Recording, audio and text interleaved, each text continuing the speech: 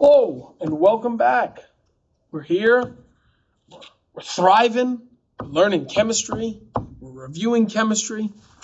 Today will be a great day for all of us. So in this unit recap, we'll be covering the topic of energy. Now, it seems like the board is going to give me a little bit temperamental for this video, so I'll try and take it a little bit slower to make sure that this comes in clearly. Hey, before we get into the video, why don't you hit the like button, subscribe to the channel, and support your neighborhood teacher. All right, so energy really starts with the idea of temp or temperature, right? And temperature is something that measures average kinetic, this is going to be tough today, average kinetic energy.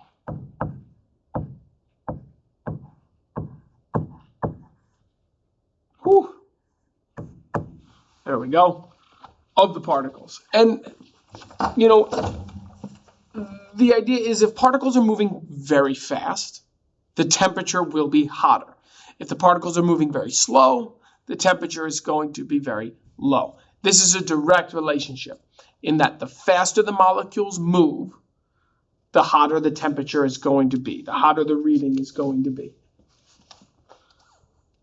The other side of energy in chemistry refers to the potential energy of a substance. So we'll do this with this. I'm really glad that this shows the pencil strokes, so you can see that the board sometimes has a mind of its own, unless I go very slow. Potential energy. Now, potential energy is the spacing of the molecules. The spacing, their molecular space. So these two things, kinetic and potential, combined will determine the phase of matter and the temperature at which that phase is, what it is holding. So solids, as you can see here, are very tightly packed. They have very low potential energy. And as they start to melt, they spread out a little bit more, and the potential energy goes up. And eventually they make it to a gas, and in a gas they have the most potential energy that they are going to have. So that's the beginning of the energy unit. We took this information and we then turned it into a graphical representation by looking at temperature. Now these two things are called potential energy diagrams, or PE diagrams.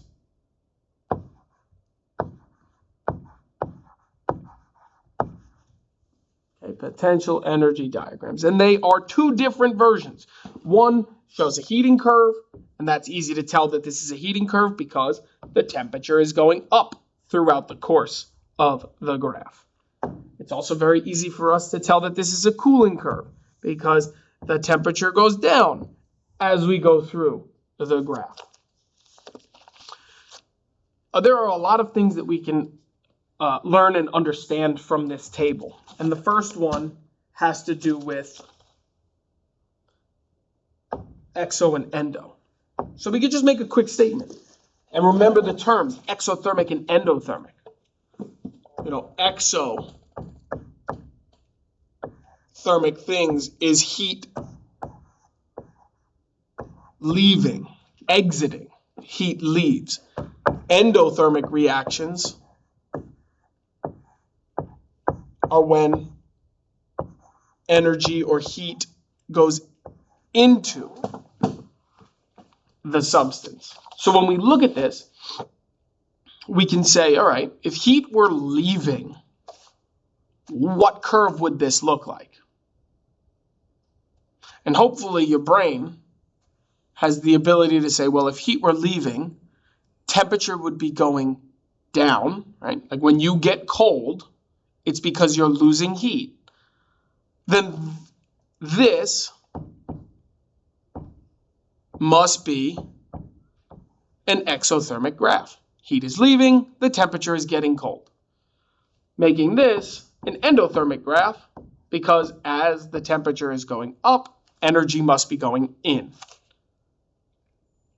That kind of helps us with a couple of things that are tricky too. If we went back to last video when we were talking about phases and phase change, endothermic phase changes are like melting and boiling, right? The only way to melt a substance is for it to absorb heat. So that's a endothermic reaction. And on the other side, we could talk condensation and freezing, and those would have to be exothermic reactions, meaning they're losing heat, and that's why they are freezing, or that's why they are condensing and getting closer together.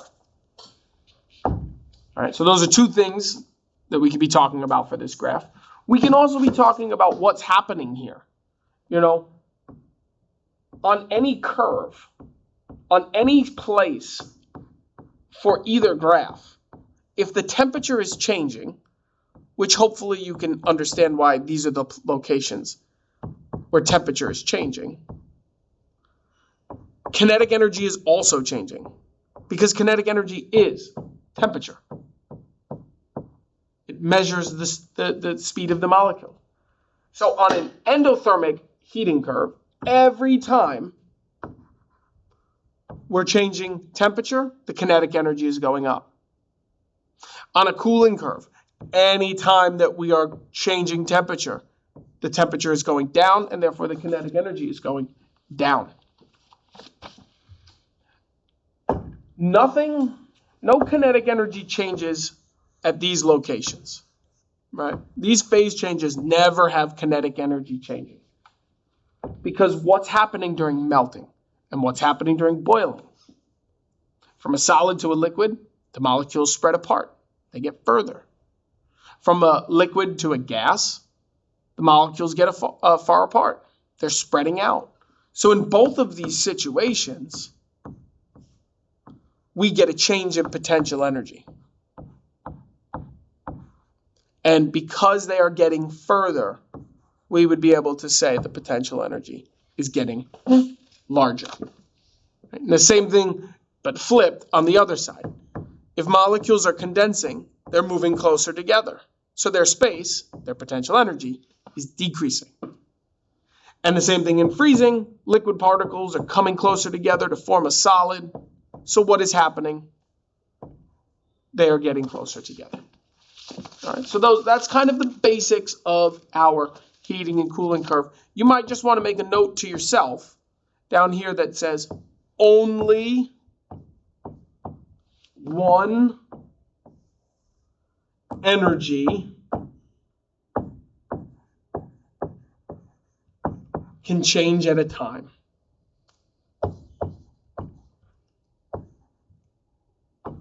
So if I'm changing potential energy, then if I'm changing potential energy, the kinetic energy is remaining the same. If I'm changing the kinetic energy, then the potential energy is staying the same. All right, you're only changing one of these at a time, and if you can identify which one is changing, the other one is not. All right, great. So let's go on to the next page. We'll talk about the formulas that we need to worry about. Okay, and then we'll get out of here. So, calculating heat. We represent the heat in Regents chemistry with the unit of joules. Joules. And on the back of the reference table, all three of these formulas are there. And they break down what everything stands for. I'll talk about what they stand for, but you should look. It's right there on the back of your reference table. One of them, the first one I believe that is listed, is QC. Q equals MC delta T, where Q is energy, M is mass, C is the specific heat, and delta T is temperature. We're going to use this formula when there is a change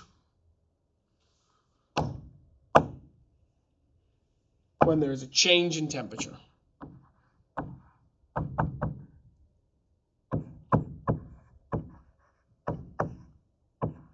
Change in temperature. Oof.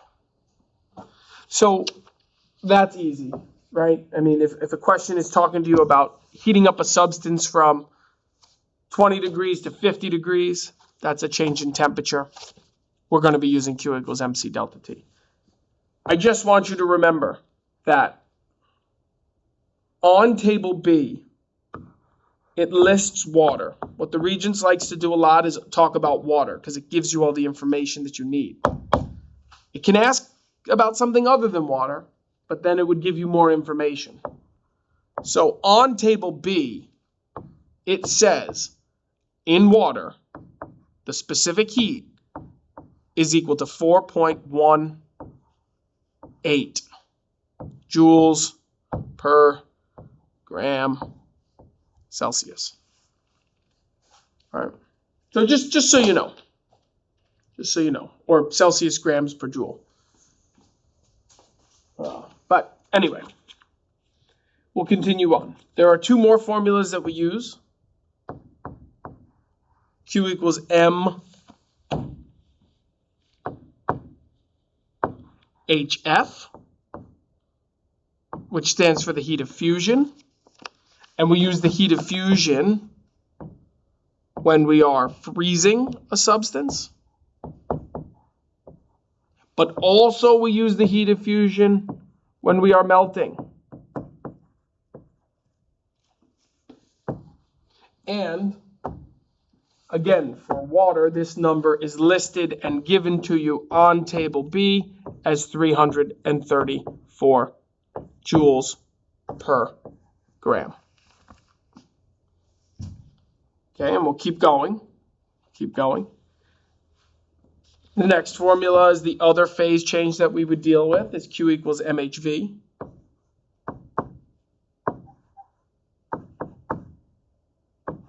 And this one is used for boiling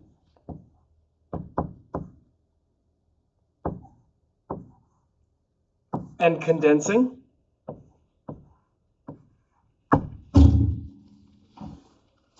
And again, this information is given to you on table B for water, 2,260 joules per gram. The hardest part of these formulas is figuring out which one to use. And that shouldn't even be that difficult, but that's the hardest thing. Because honestly, plugging in information and numbers that are given to you on the reference table or in a question should not be a difficult task at this point. So you just plug everything in, solve for whichever variable you're looking for, and you move on. Now, the last thing I have to talk about is this. Heat always moves from the hot substance to the cold. This is the direction of heat flow. Hot to not. That's something we say in the classroom a lot. Hot to not. You cannot use that as your answer in a short answer type question. You would need to describe what is the hot thing and what is the cold. So for instance, I walk outside on a 0-degree day. I am the hot substance. The outside is the cold substance. So the heat moves from my body to the air. And that would be the way you have to answer a question like that. So I hope this recap of energy was enough to get you reminded of the things we talked about. And, make sure you're studying and keeping yourself up to date. And best of luck. Hey, make sure you hit that like button. And I will talk to you later.